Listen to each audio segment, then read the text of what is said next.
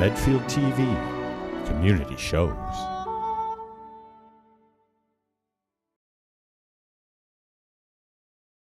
Evening and welcome to the Board of Selectmen meeting for September 4th, 2018. As always, this meeting is being recorded. We will begin by taking a moment of appreciation for our troops serving in the Middle East and around the world. Thank you. And I'll note for anyone watching this live at home, if you have not yet voted, you have 59 minutes to get down to the center on Ice House Road before the polls close here on primary day in Massachusetts. So our initial appointment is with Mark Sorrell, Town Council, Town Planner Sarah Raposa, to discuss the townwide master planning process. Thank you. Thank you.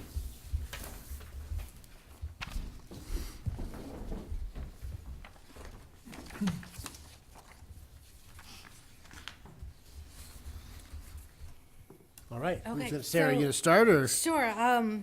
I can speak to process, but Mark can speak more to maybe the statute or the legality of it. But as you know, the town voted to authorize $150,000 this year at town meeting for the preparation of a townwide master plan. So what I have for you is just the bullet points on what a master plan is, what it is not, and then the components from the statute of a master plan. So you have your goals and policies statement, land use, housing, which we might be able to use some of our housing production plan, an economic development chapter, natural and cultural resources element.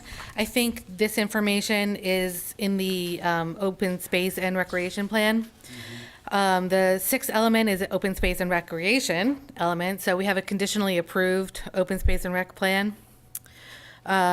Services and facilities, circulation, and then the implementation plan.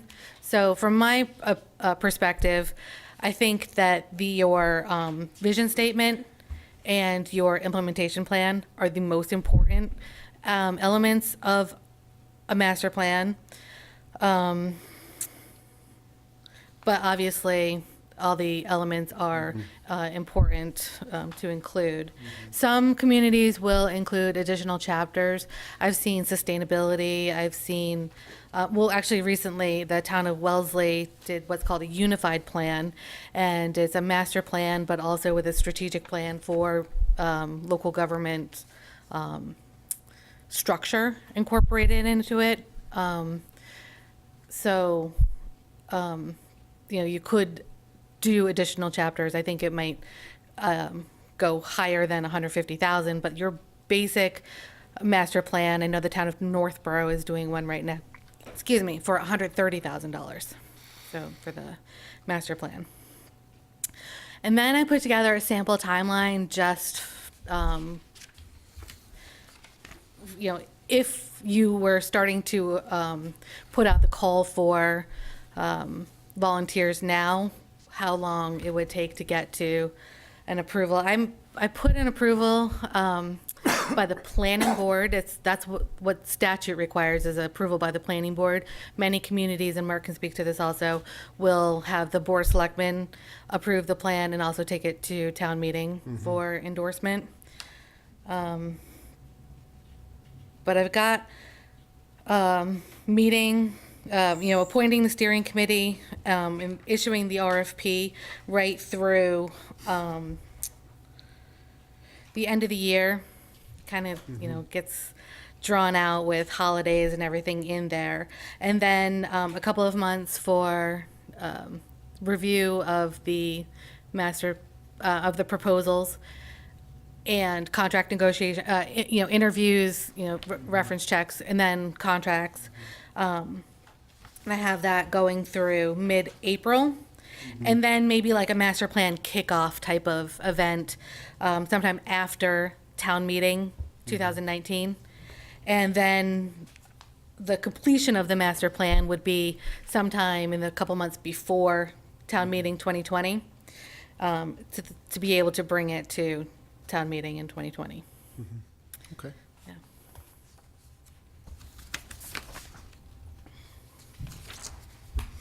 Mark, any comments? I don't have much to say legally. The statute speaks for itself. It's pretty clear cut what the elements are. I assume that DHCD has some additional information to fill it out if anybody had any questions. If you're really interested in the components, you need to read each one carefully because they're each worded a little bit differently. In some cases, they're looking at how things exist, and that's all. In some cases, they're looking at how things exist and should be in the future. So there's a variation from one to the next. They're not all parallel in terms of language. The other thing I would offer is, based on my experience, actually sitting on and participating in a master plan update committee in Medway. Even if you choose to bring in a consultant, I think it's really critical that you have the right people on that master plan committee, so that it's an interactive process. It's going to be the town's master plan. You don't want a consultant coming in and deciding what it is. So they basically should be a resource and make recommendations, help you meet the legal requirements, but ultimately the decision-making should be in that committee, in my opinion. So take that for what it's worth. Okay. Mark, how long ago did you do the master plan in Medway? I've been told we're coming close up on 10 years. It's almost time to do it again.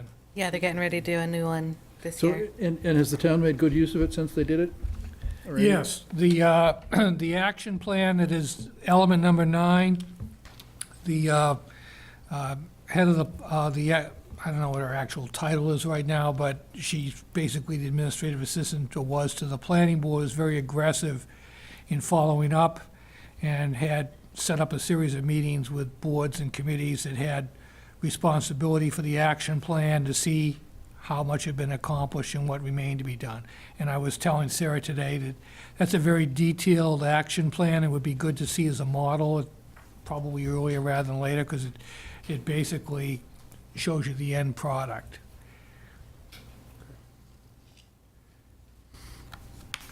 So a couple of questions. Do you have other questions, Pete? No. Just a couple of questions about how adaptable the plan is to sort of specific issues, right? Because I think one of the things when the steering committee that was evaluating whether to do this or not was coming back, I mean, there's a lot of these elements you already have. As you noted as we went through this, we have an open space and recreation plan. We have certainly a facilities maintenance plan. We have sort of what's left of the original kind of master plan from the building committee on new and replacement facilities. We have a housing production plan, and so there's a lot of it's going to be integrating some stuff that we already have. There are a few issues that I think are important for the town to address, and I want to get a sense of how much help the master plan can be in the process, right? So one of the things is kind of our off-stated goals as selectmen is a diversification of the tax base and a relieving some of the burden on our residential taxpayers, whether that's through, to Pete's point, housing that does not cause incremental increases in the use of town services or causes an incremental increase in the use of town services that's less than the increased tax revenue generated, or from commercial or business taxpayers. And so is that something that can be addressed or planned for or targeted as in a master plan? Yes, that's actually number 4. Economic development element, which identifies policies and strategies for the expansion or stabilization of the local economic base and the promotion of employment opportunities. So actually, you're required to address it. Okay. Yeah, I think it overlaps with land use as well. There's Okay. another element. Right, so it's kind of 2 and 4 would cover that. Yeah. And because it seems like for some of these, we might not need to devote a ton of time to them, in the sense that for the open space and recreation, we've already devoted a lot of time to that kind of a plan. We obviously have a lot of work that's been done around the hospital and the rest of it, but that economic development piece, I think, is a really important one. And we don't currently have a document really focused on that. Right. And I think identifying, because we recently disbanded the Economic Development Committee at their request, And I think one of the reasons we did, and that it wasn't necessarily a tough decision, was that we didn't necessarily have a plan or a mandate for what they were supposed to be doing. And so I think ideally, this master plan would give some direction to both the town staff and also any committees related to economic development as to what it is we're supposed to be doing to actually effectuate those goals. The other question I have is the topic that's come up a number of times on the location of the Parks and Recreation building. And this strikes me as, I mean, there obviously is going to be a feasibility study that they're going to do, but that will take into account, a number of potential locations. But it seems like the location, the optimal location for a Parks and Recreation building is not just a question of building feasibility. Obviously, if they look at 5 locations and one location is 50% cheaper than the other 4, well, that's a pretty good sign that that's where it should go. But I do think that is an important strategic type decision for the town to make. And I know the Parks and Recreation Commission has a view on it, but I don't know that it's necessarily, necessarily only, their preference that needs to control. And then obviously the Council on Aging is also interested in expanding some of their facilities. So how would the master plan help us answer those questions and deal with those questions, and how we might kind of integrate both departments' needs for more space with kind of an overall strategy for the town? Again, Go ahead, Mark. again, that's element number 7, specifically services and facilities, which identifies and analyzes existing and forecasted needs for facilities and services used by the public. I'm not sure that I think you'd have to integrate that perhaps with some of the, one or another of the others to actually get into location. I don't think that location is necessarily something that is required. The same way as this is, as Sarah alluded to, this is not a zoning redraft, although you might identify, for instance, the need to have more non-residential zoning available. That might be a goal. You might generally point to some areas that might be candidates, and then that would be part of the action item to actually go through that and whether you rewrote the zoning, or revisit the zoning map or whatever, those would be specific action items under that goal. But there's nothing about the master plan process that would prevent the committee and the consultant from considering, for example, if we were to specifically put in the charter, among the things they need to consider is the optimal location for a Parks and Recreation building. There's no, I mean, again, in context, there's nothing to prohibit that because you, the BOS, are actually taking the lead here. Whereas the statute is drafted with a focus on the planning board having the authority, so it tends to stay within the planning board essential authority. So as long as everybody's on board, you can pretty much do what you want with it. Okay. Beyond that. Will the timeline for the master plan fit the timeline of what Parks and Recreation is looking for in terms of their feasibility? Well, I mean, I don't know that they've mapped out what their timeline is. We haven't had I don't know yet if they haven't issued an RFP or anything. I think it would have to be from us anyway, wouldn't it? And the feasibility study that they're doing this year looks at multiple sites, Yeah. yes? Right, we're Yeah. meeting with permanent planning and building on Thursday night to discuss a draft of the RFP. Okay. Okay. All right. And does that just go from the Parks and Rec, or does it come through us? Usually we'd go through the Board of Selectmen. Yeah, okay. So we haven't even started that process yet. And so I can't imagine that they would be looking for an actual vote on the building at this year's town meeting. I mean, that would be pretty soon, but. Yeah. Yeah, that would be quick turnaround. Yeah. If we're just drafting the RFP now, I mean, it seems like unlikely that you'd be ready to go for this year's town meeting. Okay. Other thing, just for Christine or Mark or Sarah or Jean or Bill or anyone, Evelyn who's here, who has a view, I mean, other things that we should think about looking at in this master planning process. I think it's important to know what your expectations are so that we can incorporate it into the process. So having these types of discussions are really good so that we know what we're looking for. Some hypotheses going into this process.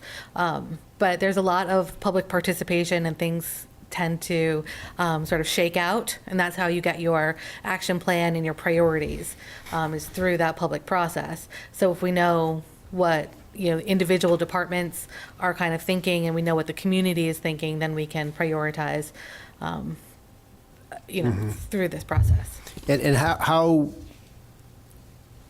robust or how extensive is the public participation and commentary? I mean, There's typically one meeting, two usually- meetings, or what's the usual? Yeah, there's usually between 1 to 3 public meetings where we invite people to come in, and we'll have information prepared already, looking for, maybe there'll be an online survey, a website will be prepared, created for this process, so people know where to go.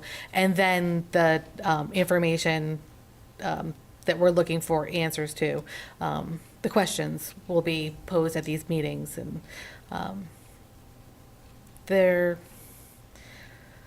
I think that's a really important part of this process, is getting the public input and getting it incorporated properly into the book, the guidance document that someone like me is going to be using with the planning board or the ZBA or, whatever committee that I'm working with, what kind of zoning recommendations we're going to be making in the future to actually implement what comes out of this process. I mean, there's been a lot of talk about not being able to do economics because of the relative isolation of the town. There's been issues raised in terms of commuting. So those are things that might be focused on in terms of kind of thinking outside the box. There's, in the overall scheme of things, there's some regional things proposed that would be more north-south corridors as opposed to east-west, and whether we would tie in with that. And also, I've alluded to in the past, although this is something that's been encouraged for years, and it's a good thing to do, and it makes you eligible for grants and all that, it's picked up an increased sense of urgency to the extent that the legislature continues each term to wrestle with land use reform, and they have gotten into tying that into master plans and mandated zoning under master plans and consistency of zoning with master plans. And that's not a dead issue yet, although it gets this close in each legislative session. So you just kind of have to be aware of that going on. So if we have the master plan, does that help us in any way with that land use issue from the state? Well, Or is it just dependent on what they happen to tie not together? a short answer to that, because Okay. as an example, there was a really onerous piece of legislation that was tacked on that was killed, that was effectively like the Federal Fair Housing Act applied to local municipalities. It had like really negative consequences if you were found to be discriminating in any way, shape, or form. It was just a horribly drafted thing. That went away, but, that just means it didn't go through in this session. It could come back. Yep. Bill Massaro, once he has a microphone.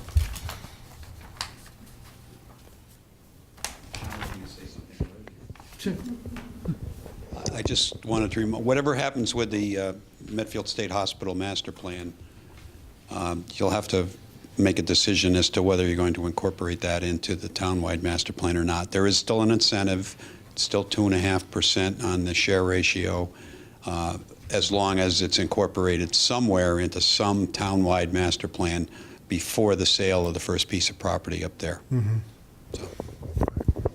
And I think this calendar for this master plan likely is going to meet, we'll have a master plan adopted before the sale of the first piece of property at Medfield State Hospital. I think if we were to meet this criteria, it would, we would meet it. Yeah. But I think in the interim, Bill, if it came down to it, as we talked about before, And there's no requirement under the agreement that we do a new master plan, and so if we weren't done here, we could, the planning board could always incorporate the Medfield State Hospital master plan into the existing 1964 as updated in 1997 townwide master As plan. soon as you reach a decision on how you feel about the master plan. Well, it's actually not even up to us, it's up to the planning board. So, Well, otherwise, I mean, you're going to at least allude to it in a master plan, even, again, how specific you decide to be is a policy matter. So whether you just acknowledge its existence and options, or you get more specific than that, would be something that the decision would need to be made in the process. Mike? Could we get clarification? I don't know who would do this, but to Bill's point about the sale of a first parcel, whether or not the lease for chapel and infirmary would qualify as under that condition, or if that wouldn't impact this 2.5%? That's a good question. There's a lot of stuff that's all contingent upon before the first, sale of the first piece of property, so. well, I think, Mark, that's something that you'll have to sort out. I don't know, I mean, I Review haven't, and- I wasn't involved in that process whatsoever. I'm completely ignorant of what's in there, and Well, so You then think you're this definitely the one to advise us on what to do. I can provide you with a copy if you like. right, so if you think there's language in I might have there one too. Right. that we need to take into account before we transfer that parcel. It talks about this, it talks about disposition, and it talks about, obviously, sale or a ground lease or whatever, but it basically, when it says before the disposition of a first piece of property. Well, a disposition doesn't necessarily mean for. That's, I think, what, Right. It does include a lease, because when we were looking at the movie company being here, it had to be a license to use the property, not a lease. If we leased it, then we had to share in the profits with the Commonwealth, so we'll need to look at that.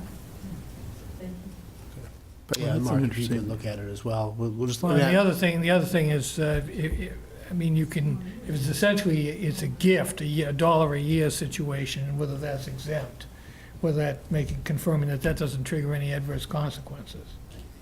it may be worth going back to DCAM talking about it, too. There's lots of issues that are hanging between us where there's some room for some give and take, on, We have a better negotiating standpoint now than we had. yeah.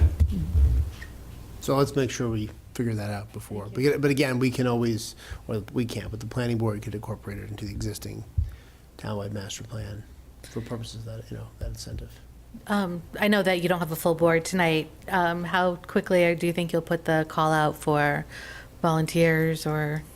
Well, before we do that, I mean, Pete, do you have a view on the schedule and the approach that's been outlined here? I would defer to Sarah's schedule, certainly, and I think the approach makes sense to just go forward. Yeah. The meat of the master planning process is going to come from the consultant, obviously, in the RFP, but it's the components that, and the public process that are involved in that.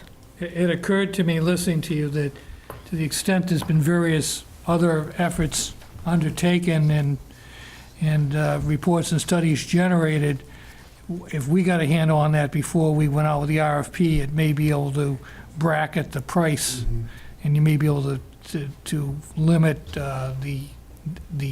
somewhat the efforts needed from the consultant, so there's no. Yeah, a list of those documents would Duplication probably be of- part of the RFP. And my only suggestion on the schedule and the rest of the process, Sarah, would be, have you discussed this with the planning board at all yet? No. So, I mean, if you had room on a. Teresa James was on your study committee, so she kept the planning board up to date on what was going on up until town meeting. So now we need to kick off the actual. So it would be process helpful, at least to there. me, just to make sure that they saw the schedule and the approach, and if if the planning board had any concerns or issues with the approach, I'd want to hear that before we kind of set off on this Okay. particular. I think the schedule looks fine. I think it is realistic. I don't think we'd do it to the extent we're measuring this town meeting by town meeting, we can't do it before Yeah. this year's town meeting, and I don't know that we should even be trying to do it that quickly. Yeah, Agree. But I think we can put the call out for members, obviously, to these committees. So you have a Board of Selectmen rep, Planning Board, Warrant Committee, Concom. Open Space and Recreation. That's a subcommittee of the Conservation Commission. They put together the Open Space and Rec plan. Okay, and then the Prepared. Permanent Planning and Building Committee. Yeah. I would think probably someone from Parks and Rec would make sense, as with the open space and recreation element of it. A certain number of citizens at large. Yeah, Yeah. so I mean, if we have, as for someone from Parks and Rec, 1, 2, 3, 4, 5, 6, so maybe if we did 3 at-large citizens, then you'd be sort of ex officio as. Yeah, I wouldn't sort be a member of the Managing committee, the process from a town. This is something where they can decide their approach, but it lends itself to breaking out into subcommittees to work on particular elements. Right. All right, so why don't we, Pete, if you could post on your blog, and I'll put out in my newsletter, and Christine through the various town websites and Twitters and whatnot, that we're looking for at-large members to serve on the steering committee for the townwide master plan, and then we should send a memo to these boards letting them know that we intend to have representation from them on this committee, and we'd like them over the next month or so, if they're meeting, to pick somebody from among their membership to serve on the committee with the target date that we'd be appointing both the at-large members and the representatives of those committees at our October 16th meeting. Would it make sense to add a representative from the school committee as well? Makes sense? Yeah, I think, Yeah. I think it so. would be, Yeah, that Helpful makes to have sense to them on. me. So we'll Yeah. have 10, which is fine. not that I want to make the committee larger, but Right, right. but with the understanding of boards and committees that there's a fair amount of effort that's going to be required, so this isn't just like toss somebody. An honorary, right, it's not an honorary appointment, it's gotta be somebody who's Right. actually interested in these issues. Hopefully, we'll have at least one person from each of these boards and committees interested in these issues. All right, that's, anything else, Pete? No, no. Christine? no, not on that. Anybody? Mark, Sarah? All right, great. Thank you. Thank you. Any sign up for citizen comment tonight? We do not. All right. All right, action items. DPW Director Maurice Goulet requests the selectmen to vote to sign contract with Chadwick Barros Incorporated for the purchase of a Prinoth Bombardier Model SW4S, Also known as the giant sidewalk plow. the giant sidewalk plow. I was kind of surprised at how expensive these things were. Yes. 161,000, but I guess that includes a plow and a Plow snow and the blower. blade. Right. We get a snow blower, a straight power angle snow plow, and a sander out of it. All right, and the total amount is $161,406. Pete, any questions at all? about this No, one? no. This was Sort of wonder how long they last, but hopefully it's a long time. So moved. yeah, this was on the capital budget from last year. Second, all in favor? Yep.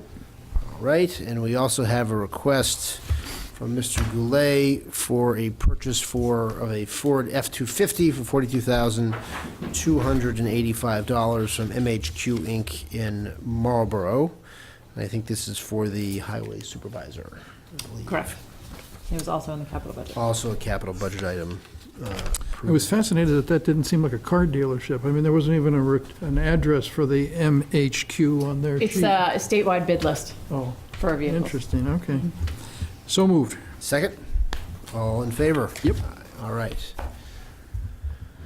Okay. Now we have, after our discussion at our last meeting about the reconstitution of the Lyme Disease Study Committee as the Wildlife Management Committee, and that Christine Caldy wants to be back on that Wildlife Management Committee, we have a vote to appoint Ms. Caldy to the Wildlife Management Committee. We have a motion? Yes, so moved. All right, seconded. All in favor? Yep.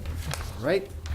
We have a vote to accept the Capital Budget Committee charter that we adopted, we discussed last time. So moved. Second, all in favor? Yep. All right. And are we missing any, obviously, we don't have a facilities director at the moment. Otherwise, and then has the warrant committee picked anybody? Not that I know of. I know they are meeting this Thursday. We're planning on meeting this Thursday. I don't know if that was finalized. Okay. But I did have a conversation with the chairman that we needed to get that done. Okay, because I know Barbara and Abby had been the previous representatives, and they're both no longer on the warrant committee. Correct. Okay. All right. Just for my info, who is the chair of the warrant committee? Mike Pastori.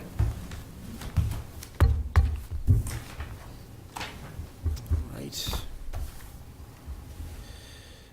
Discussion of Board of Selectmen goals. I don't know that we had anything more to discuss about it. Pete, do we have more to discuss about it? I'm good with where we ended up. I didn't know if Gus was going to make further edits to it. I think not since the latest version you sent. Because the one in here still has a couple of comments in it, so I think before we finalize it, we should eliminate the comments. And so I don't know if Gus still has any comments on it. Otherwise, we should put this off for our next meeting. Yeah. Does that work for you, Pete? Sure.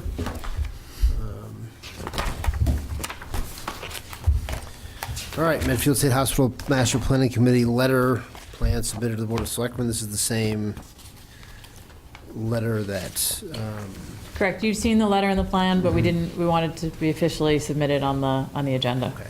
So we note the official submission. I think I had, this can bleed into the Selectmen report as well, but I had a discussion with Todd Triabenko about the Development Committee and Yep, good. the RFI process, and they are going to meet with, as part of their setup here, they're going to get a download from Joanna Hilbert, Martha Festa, and Jack Wolf, the warrant committee members who've been involved in the hospital process. I assume they'll be reaching out at some point to Bill as well. I mean, the guidance that I gave Todd, from my perspective, was the committee's main task at first is the development and issuance of the RFI. Yep. And that they Agreed. ought to focus on that and not too much on whatever else they might be doing after that. That getting that out the door is sort of the priority for now, and priority through kind of the receipt of the RFI response. And so, obviously, we can talk further about what else we might want them to do at some point, but that was kind of my guidance to him, was that we can stay focused on the development of the RFI and get that out the door. That sort of triggers Yep. our ability to look at the rest of it. So I don't know that they've scheduled a meeting yet, but Todd was trying to get everybody together, and it was difficult in the last week of the summer.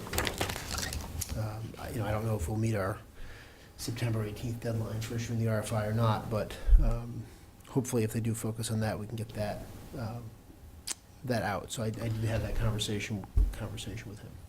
So I had actually talked to Todd as well, because he and I are both on the board of the Medfield Foundation's Legacy Fund Committee. And he was interested that he had actually come to our meeting to support Gene's proposal to us that night, and then he found himself appointed the chair of this committee. And he wasn't quite sure what the board wanted him to do, and so he and I had that discussion, and I suggested to him that, as he did, to write to all of us, and then you responded, and so I think that's a good process, that he now has a set of marching orders. Okay, good, because I just want to make sure that it does not, that obviously this process is going to introduce some measure of delay in the redevelopment efforts, but hopefully we can minimize the length of that delay. And so I think getting that RFI drafted and out the door is kind of, if that's their first task, then to the extent they want to think about the next steps, they can do so after that. I had sent him a couple of the RFI examples that Dave Jacobson had sent to us. So I don't know if Sarah's gone, but Sarah had other ones, I know.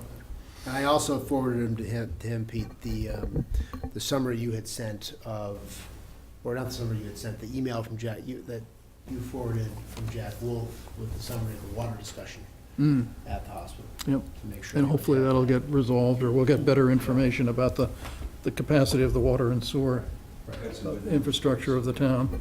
Okay, sure, Bill. Grab a microphone and jump in. So we got two sets of numbers from Tim Thies, who's the person at Pear who did the info for McCabe for her usage and everything else. And I just did a rough calculation. Did he attend the meeting, Bill? He did. Good. And he said, yes, well, I have some of that information there, because Bill Harvey asked a question about what happened to, where's the information on bedrooms and, you know, per person usage and all the rest of that stuff. So I knew he had a spreadsheet because he confirmed that he was using 75 gallons per day for every 1,000 feet of commercial space, which was the same thing that DCAM had used. But we didn't have any information on the rest of the numbers. So he sent the spreadsheet out. Bill Harvey commented that where's the bedroom information that was supposed to be on the spreadsheet, and Tim sent another spreadsheet. And I just did a quick pass before the meeting today just to see what it came out to. And there's some numbers are winged, for example, like how many people are in a 2-bedroom apartment or whatever. So there was a range of numbers. But what I thought was interesting is the original numbers I had presented was that the 130,000 to 150,000 gallons per day was significantly higher than what DCAM had proposed for the 440 units. Their per person usage was somewhere in the neighborhood of 75 gallons per day. The MEPA certificate that they got encouraged them to get down to 65 gallons per person per day. If I did the math right on the bedrooms, I took out the Hinckley property, which was in there. I took out the Hinckley bedrooms and a lot 3 bedrooms and everything else. And I came up with their 130 to 150,000 gallons, working out to something in the neighborhood of 165 gallons per person per day, which is extremely high. That's very high, yeah. And not sure that MEPA would even approve a certificate that said we were going to have a development that was going to use 165 gallons per day. The other issue you saw in Jack Wolf's memo was that we had hit like 95% capacity a couple of times last year and everything else. So there are issues for the master plan for the hospital. There's probably some issues for the Affordable Housing Trust as well as how we're going to meet some of those numbers. But So the committee's meeting again, the water and sewer, they're meeting again, so. The other number that I've learned through this process that interested me a lot was that we're losing 25% of our water, that we don't know what happens to it. And that really, if we solved that issue, that we would have the capacity to service the hospital development just by reducing that down to, apparently the usual figure is was it 10 to 15%, something of that order. So if we could figure out where our water is disappearing to, that we'll have the capacity then, but Well, the issues are always how the expensive loss. that is. The loss, in the transmission of water, and then the other issue is inflow and infiltration into the sewer system, which is just the other side of the Yeah. loss of water. It's additional water that's not, not sewage. And that might involve a lot of lining of the pipes and things of that to prevent the ins and outs. So Pete, to your point on the 25% water loss, it's timely that you raise it, because I had sent an email to Mount Beauglet some point within the last week. Maybe it was today, maybe it was last week, some point within the last week, to see if we could get him on one of our agendas for this fall to talk about that issue. Oh, good. To have him in Excellent. to talk about it. And I suggested that he pick a date that was after he'd have an opportunity to discuss it with the Water and Sewer Board and kind of come so we can get sort of a download on that and put together sort of an action plan. I did get an out-of-office message back from him. He must be on vacation now, so presumably I'll hear from him at some point next week to get that on one of our agendas for this fall. But I had the same reaction that you did to that piece of information, and so hopefully between this fall we can get Moen to talk about it. It may just be a question of how much do you want to spend to find it.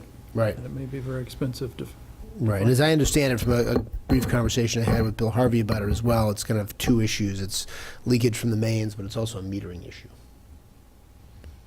Right, Christine, because you had mentioned as well something about. We're concerned there might be a metering issue. Yeah. Oh. So we'll see, but we'll put that on the. There were people that were resisting getting the new meters that we could read electronically. Have we prevailed on all of those people to get the new Almost meters? all of them. Yeah, okay.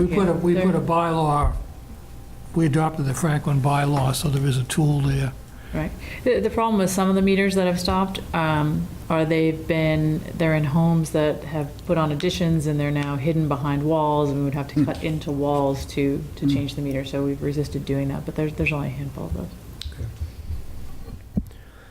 All right. Anything else on the hospital to discuss, Pete? Well, if you're hospital in general, I had a conversation with Monique Allen, who did the landscaping work at the overlook for DCAM. She did the river too? And I was disappointed to hear from her that because there was some comment that I think had come from Bill about the fact that there was mowing that needed to be doing. John Thompson made the comment. Oh, John Thompson, and that the DCAM was going to get a device that was going to be able to mow the slopes, and Monique seemed to indicate that they had, but they'd also mowed down all the plants that she'd put in, so that she said, she used the term hundreds that need to be replanted now, so I think we have an issue to talk to DCAM about.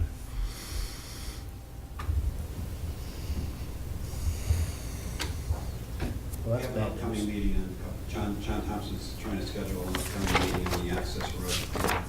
So we'll bring that up. Yeah, I think we've confirmed that for the 18th. I told Monique I'd send him an email to just let him We'll bring know. that up.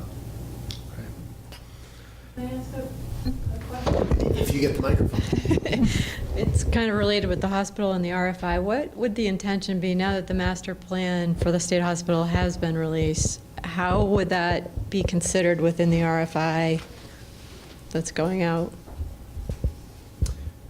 I mean, I guess my assumption is, and Pete may speak to this better than I am, but my assumption is the RFI is seeking comment and feedback on the master plan and how it could be adjusted or improved or better implemented, or if there are elements of it that shouldn't be implemented. I mean, I think that's as I understand, where Pete and Gus want to get additional input on this. I mean, I think it's in commentary on the master plan itself. Is that Yeah, fair? absolutely, yeah. Okay, thank you. So it's probably too long to attach the master plan with the RFI itself, but I would assume there'd be a link in it. To get to it, yeah. So the developers would read the master plan and comment on Okay. it. Thank you. Does that make sense to you? Yep. All right, special town meeting discussion, draft list of special town meeting articles.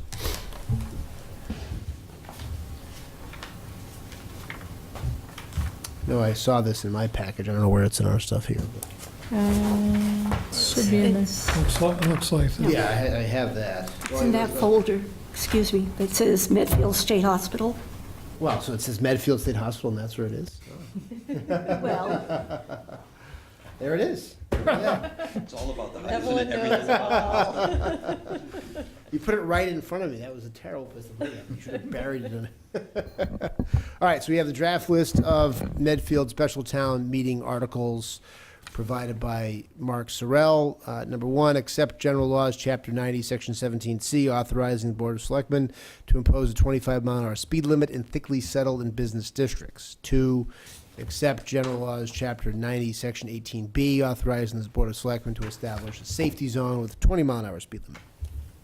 Three, authorize the Board of Selectmen to accept a deed of land for conservation purposes off Bridge Street. Four, accept deed in lieu of tax title foreclosure on a landlocked parcel off of Adam Street. Five, land disposition. Authorize the Board of Selectmen to lease land and buildings, including the former chapel at former State Hospital property for Cultural Performing Arts Center. It occurred to me I should take performing art and just make it cultural and arts, because you're not going to be limited to performing arts, right? You have visual arts as well. In the education center, Yes, correct. Okay.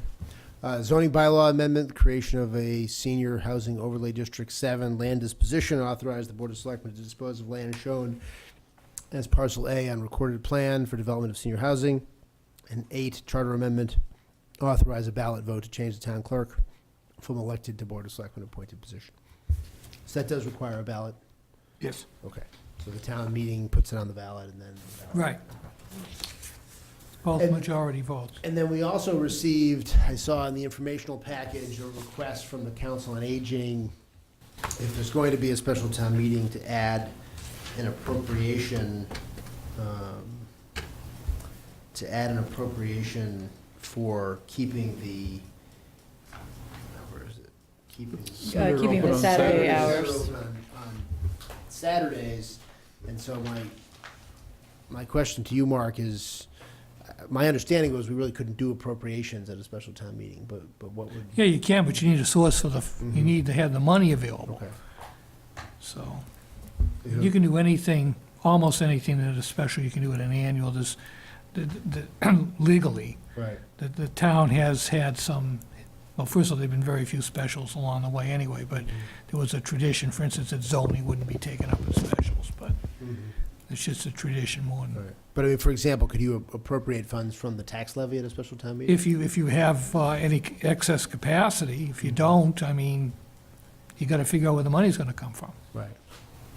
I mean, we should have excess capacity this year. Correct.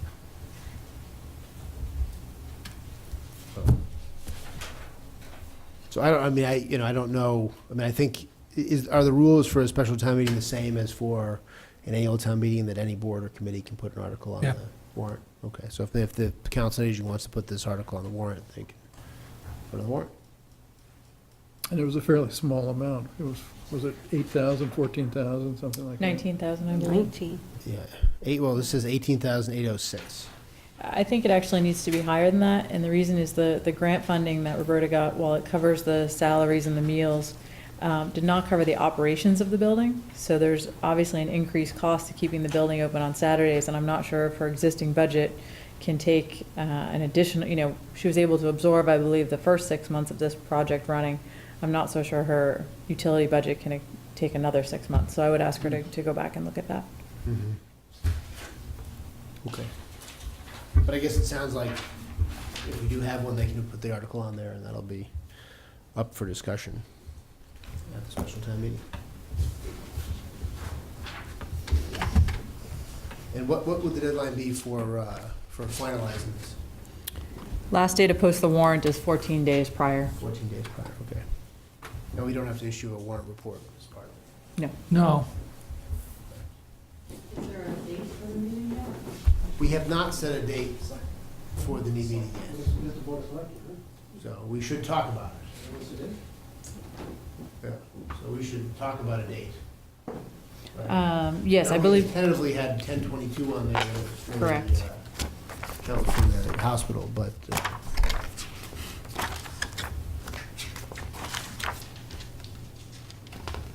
but I don't know, I can make that 22.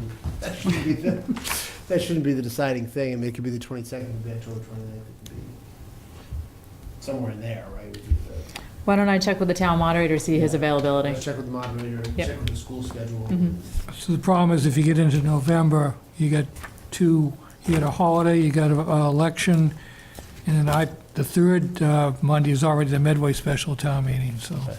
Well, let's figure out a date in that. October. Let me talk to the town moderator. Okey-dokey. Licenses and permits, any comments, Pete? No, they're Or a fine. motion to approve? So moved. All in favor? Yep. All right. Meeting minutes. I had sent around some comments, Gus sent around a few comments on those three. I sent around a couple, too. All right. Fewer than you guys, but Okay. Do we have a motion to approve as so correct? moved, yep. All in favor? Yep. And then, I think we can hold off and do the minutes of the August meetings next time. Okay. Gus indicated he had some comments on them. I don't know how specific they were. Town administrator update. I don't have one tonight. Review of Board of Selectmen action list. First ever. First This was the list that Gus sent around. He took my original list from about a year and a half ago and updated it. I believe he circulated it to all of you as well. Is it just a single page? No, it's all 3 pages. Oh, Yep. So I think I must have missed that. yeah, I don't remember getting that either. All right. Did you not see, I believe you were on the email, he circulated a new set of goals as well as that action Oh, okay, list. maybe I just- So I think you might, Oh, because I might have originally been missed the because I to-do didn't- list, because I yeah. thought it would be attached to the goals. So I can put that on the agenda for the next meeting Okay. on the 18th, and we can discuss it with him. Yeah, I mean, the format is fine. Format is fine. And we'll just carry it as an agenda item. All Selectmen report, Pete? The only other thing that I'd have to report on was the retirement party for Chief Meeting, which I thought was just very nicely done. Give everybody a chance to come in and talk to Bob and see him. I actually bumped into him the first day that he wasn't working up at the state hospital, walking his dog Murphy, which was nice to see that he was out with a new career path. Yeah, I was sorry to have missed that. I was traveling for business. It was mentioned that you were traveling. Sure it didn't dampen the festivities at all, so.